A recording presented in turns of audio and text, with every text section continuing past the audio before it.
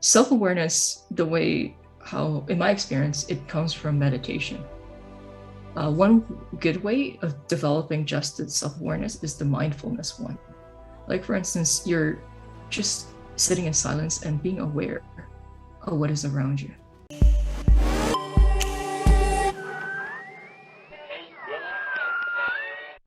Welcome to Habit Force.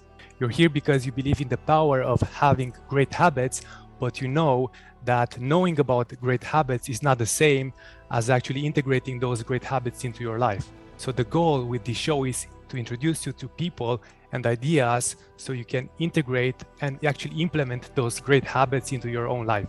Now, today's guest is a high ticket closer and a high ticket coach. And if that's the first time you're hearing the term, it means she's helping companies and businesses grow their revenue and their sales, and coaching and helping business owners grow their sales. She's a person who's constantly learning, implementing, testing new ideas and new strategies, so she's increasing her skill all the time. Her accomplishments is proof that if you approach anything with a student mentality, then nothing is impossible. So please help me welcome to the show Coach Delia Lee. Coach Delia, welcome to the show. Thank you for having me, Coach Adam. So let me start by asking you a difficult question. What's the habit you're most proud of? The habit, which has been, I would say, my identity, it's called the 2 millimeter rules, according to Tony Robbins. And what that is raising my standards much higher. So this habit of thinking, can I do better? Yes, I can. When everyone else is pushing this much, I force myself. I have a habit of going one step further. And that's my default way of thinking. Oh, I love that. And I'm still confused. Why is it called the 2 millimeter rule? Oh, that's a really good question. So for instance, when you're a swimmer, the Olympic swimmer, what is the difference between number 1 and number 2? 1 millimeter or 2 millimeters. Wow. Less than 1 second, right? And it's only this much of a difference that determines the winner versus the second place. And think about it. Everyone knows Michael Phelps, right? Everyone knows the winner, right?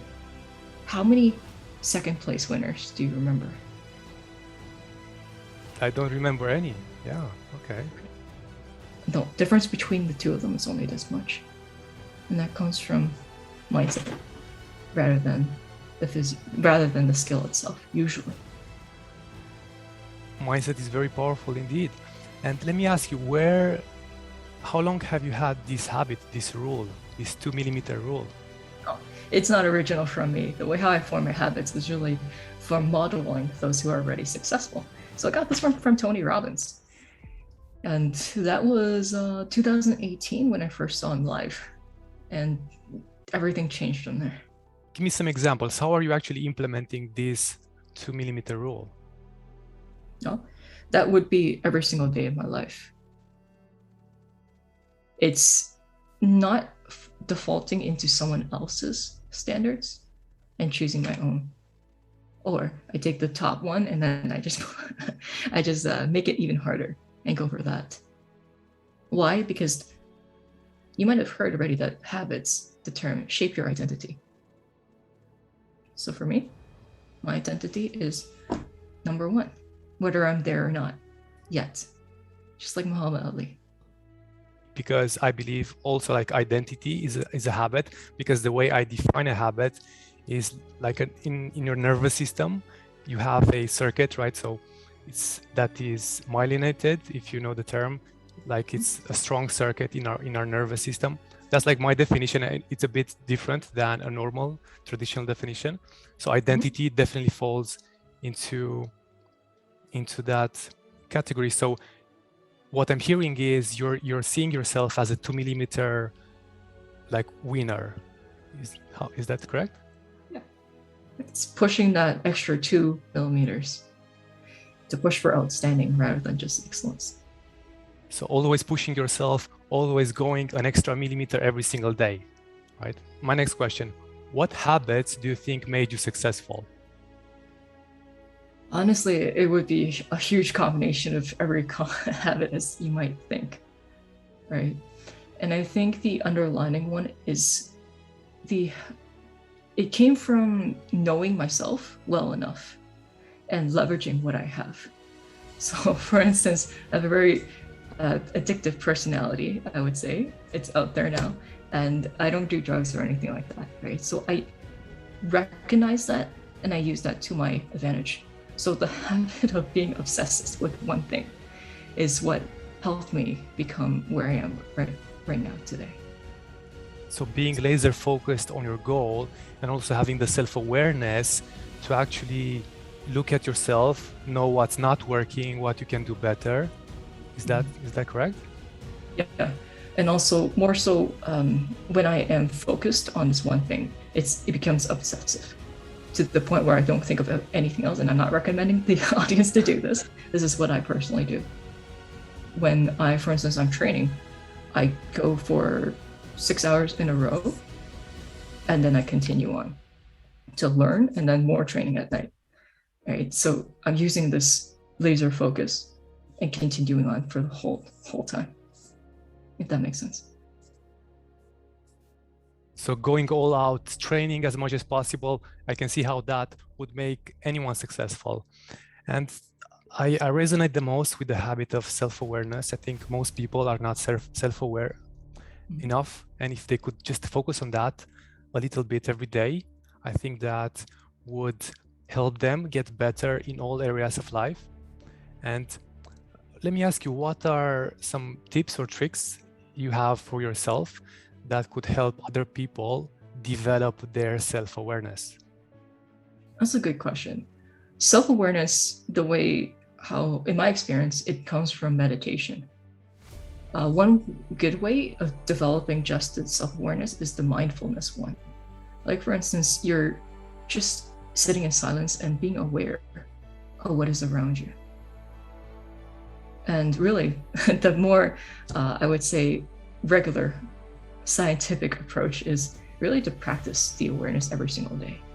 Being aware and reflecting on what's happening each day. Being aware of what's going around me. And asking questions. And always using the critical thinking of looking at this one thing, at one situation, one problem with multiple angles, or even one situation where this person said this one thing to me. What else does it mean? For me, critical thinking builds awareness as well. And of course, there's other things like sports, music, being in the zone, being present. Being present is essentially what leads to awareness for me. Meditation and asking questions, I'm using that myself. I'm not using mindfulness, but I'm using meditation daily. I do meditate 1 hour per day with listening to a guided meditation. And also I do see the power of asking questions, because most people think that we're just ourselves, but actually, if we look carefully, actually we're two people, right? We have a higher self and like lower self, like the lower self meaning the programming, the conditioning by society. And just asking when you have a thought, is this coming from my higher self? Is this coming from my lower self? I found that also helps us develops self-awareness. So those are great insights. Thank you for sharing. And I'm curious, how is the mindfulness meditation going for you? Oh, that's just what I did to get started in. That's where I was introduced to meditation. Nowadays, I do something completely different like yourself. And that is more so I would recommend for beginners to start the self-awareness process. Because going into deep meditation, for instance, is great for cleansing. However, a beginner might not be able to use the, how should I say it, to use that for their self-awareness as well. Because it takes a level of awareness to do that.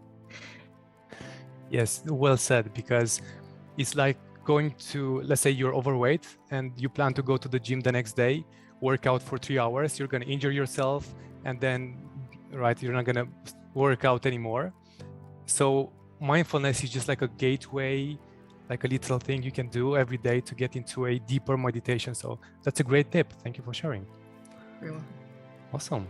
Let me ask you my next question. So what's a habit you wish you started sooner? It would be practicing awareness to understand the way how I work ties back to the previous answer as well. So for instance, some people, they require more accountability than others. Some people, they go home and they would just practice, right? And it's okay. Both ways, it's okay. It just needs, for me, I just needed to know that it's okay to be both, to be one or the other, and choose. Hey, this is the one that I'm really at. Instead of forcing myself to do this, I'm just going to be self-motivated. No, why not pick a partner and go do it? And once I stumbled across that by trial and error, my whole life changed. Yeah, self-awareness, I found it to be so powerful. And this actually reminds me of a quote. The quote goes like, the unexamined life is not worth living. I think that's by Socrates, or I think that's by Plato or someone from the ancient times, right? And I think that's very deep. And I found personally that self-awareness gives me more choices, because when I have like a thought, like going back to the higher self versus the lower self, I know it's from the lower self, so I'm not as bothered by it. So self-awareness is awesome, it's very powerful. Yeah, thank you. Next question. What do you think are some of the most important habits in life? I think some of the most important habits in life is first to have the habit of not jumping to conclusions and analyze from different, I would say, perspective, like the one that you mentioned with Rene Descartes, right? Always use critical thinking as a habit instead of taking the thing as is. And the other thing would be to gamify things. Sometimes, it's great to have one thing that you really want to accomplish and just use willpower and perhaps use your environment to help you. However, it's another thing to make it fun, to gamify it. When you make it a game and there is a chance for progression, and when there's maybe some friendly competition as well, how much more likely are we to achieve it? And perhaps more importantly, how much more likely are you going to enjoy the process? Because life, as we've all heard, it's not about the end goal. It's about the entire process, because this is just one point, end goal.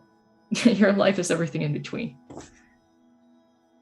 Yes, that reminds me of a quote, not a quote, like a metaphor. We have our like the day we are born. We have the day we are born, the day we die, and everything is between that dash is our life. So 100%. Having fun, gamifying our life, I think that's like a great habit. I think I need to do more of that, because I'm too serious as a person. So thank you for reminding me. Yeah. So thinking, I do it every single day after I drink my coffee, and I do my gratitude. I do thinking time, and I found that helps me gain so much clarity. It's like being above my life. I can analyze, see what's not working, see where I can make improvements. So yeah, those are very powerful habits to have. I could not agree more. Awesome. When it comes to building habits, there are many books out there. We have micro habits, tiny habits, atomic habits, all these different methodologies and strategies. And I think different strategies work for different people. What's your strategy to build new habits? Good question. So it first comes down to making a decision. Otherwise, if I'm not 100% decided, 100% committed, it's not going to become a habit. It's just going to be an attempt, right? So make the decision and find a strong enough why, a compelling reason to keep at it. Something that's painful enough, and something that also inspires me.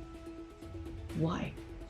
So that is the first steps. Then what I do is I really just I model after mentors who has the results that I want in different areas of life.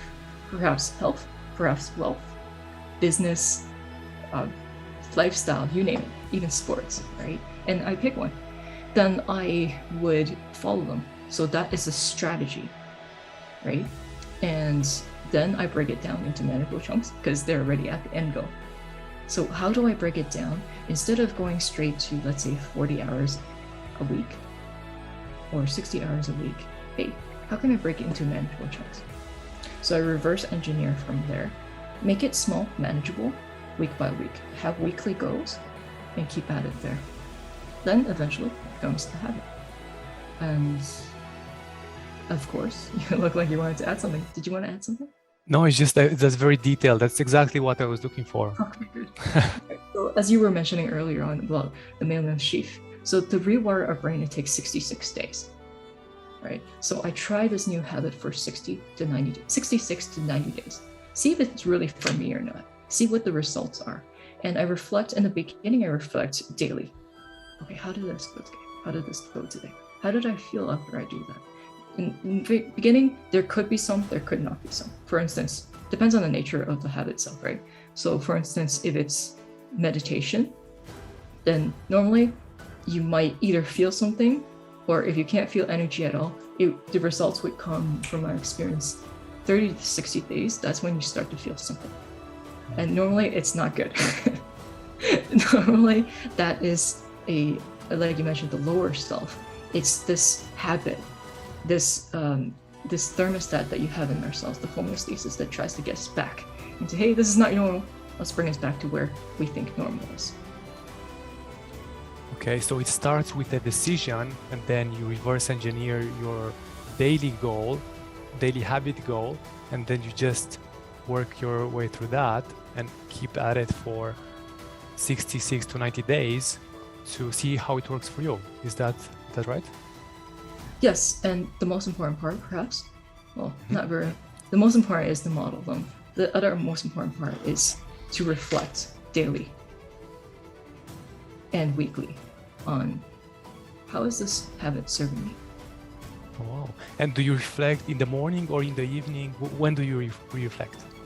Depends when the habit is taking place. Normally I do it right after. Depending on the nature of it, I would also do it at nighttime. Interesting. Okay. Also, you mentioned about after making the decision to find the why. I think we may have a little bit of different opinions here. So the way I see it, most people, they try to find and discover their why. The way I see it, you don't find it, you decide. You choose your why and you decide and you make it stronger. It's like a flame, right? You see an area of interest, and then it's like a candle. Then you grow that fire and make it into a huge fire, like a raging inferno of so I think that's my approach. Decide on something, an area of interest that could be your why, and explore that and make it stronger and stronger and stronger. So that's my approach. What do you think? Well, I believe the why always exists. Okay. I believe that we know our whys deep inside. To discover it, for instance, would be to draw it outside of us. To draw it out of us. I think what I see differently a bit, because I think we're talking about the same thing just from different angles.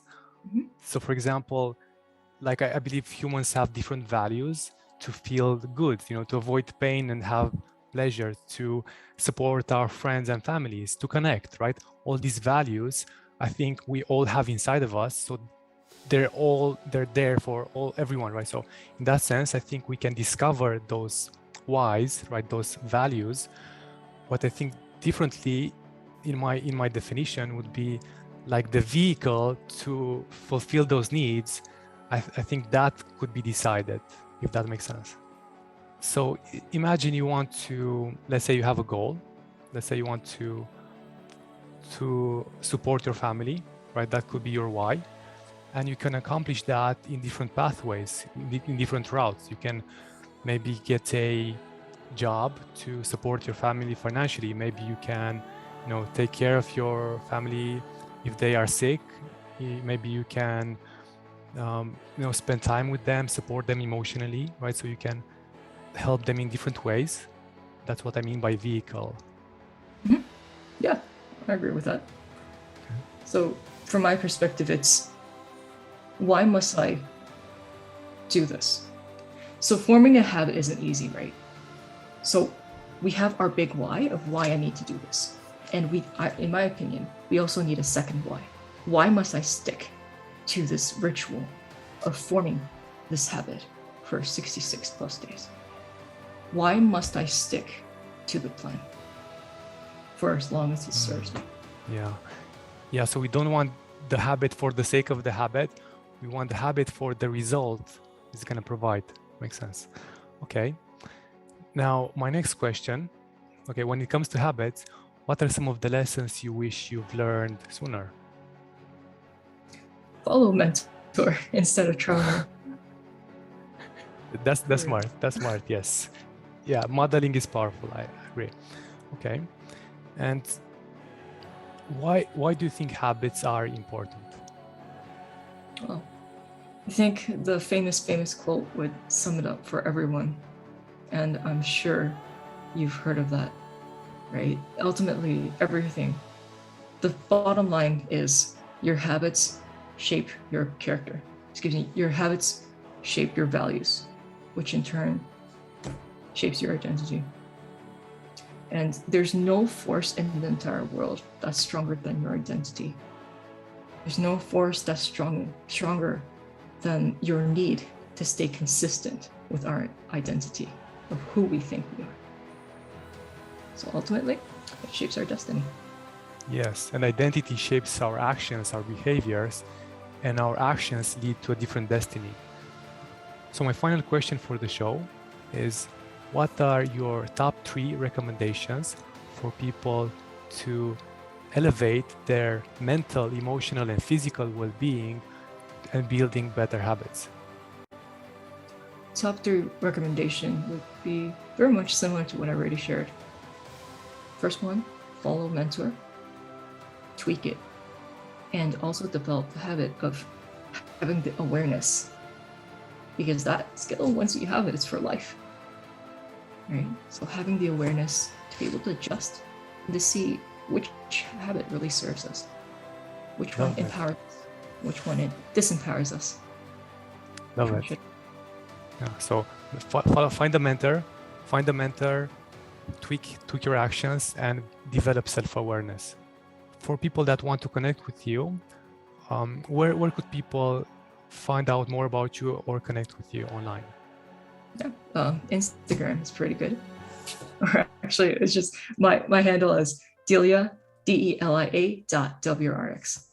Okay, and we'll put that link in the description below. Okay, so thank you very much, Coach Delia. I appreciate you being on the show. My pleasure. Thank you for having me.